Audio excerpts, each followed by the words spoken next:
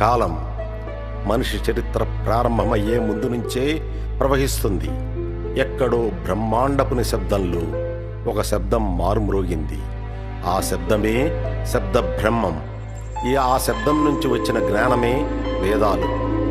వీటి వయసు వేల సంవత్సరాలు కాదు, లక్షల యుగాలు. ఈ ప్రపంచం ఉండేంత కాలం నుంచే వేదాలు ఉన్నాయి.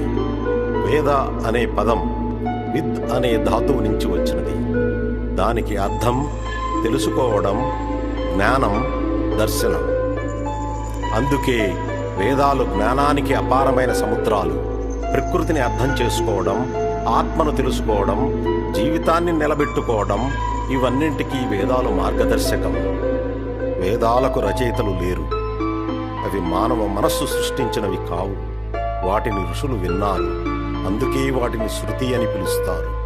కలియుగంలో మానవ జ్ఞాపక శక్తి తగ్గుతుందని గ్రహించి మహాభారత రచయిత మహర్షి వేదవ్యాసుడు ఒకే విశాలమైన వేదాన్ని 4 భాగాలుగా విభజించాడు.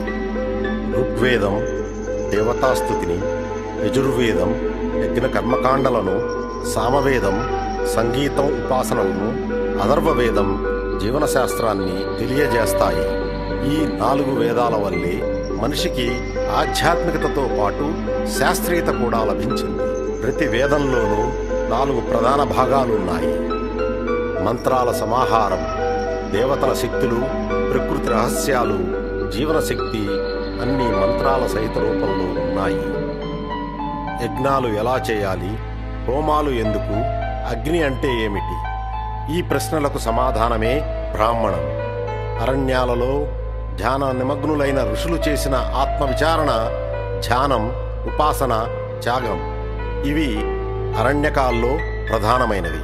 ప్రపంచంలో అత్యున్నత తత్వజ్ఞానం అహం బ్రహ్మాస్మి, తత్వమసి, ప్రజ్ఞానం బ్రహ్మ ఇలాంటివి ఉపనిషత్తులే పుట్టించాయి. మనిషి సృష్టిని అర్థం చేసుకోవాలనే ప్రయత్నమే వేదాల ఆరంభం. వేదాలు పూజకు కాదు, అర్థం చేసుకోవడానికి. ఈరోజు మనం చదివే సైన్స్ అండ్ టెక్నాలజీ మూలాలు వేదాల్లోనే ఉన్నాయి. అంటే వేదాలు ఆధ్యాత్మిక గ్రంథాలే కాదు, విజ్ఞాన ప్రపంచానికి పునాది. ఈరోజు మనం సైన్స్ అండ్ టెక్నాలజీలో ఎంత ముందుకు వెళ్ళినా మనిషి అడిగే మూల ప్రశ్న మాత్రం ఇదే: నేను ఎవరు, ఎక్కడి నుంచి వచ్చాను, నా జీవితం ఎందుకు? ఈ ప్రశ్నలకు సమాధానం వేదాలలో ఉంది. ఈ వెబ్ సిరీస్లో ఒక్కో వేదం గురించి వివరంగా మీకు అందజేస్తాము.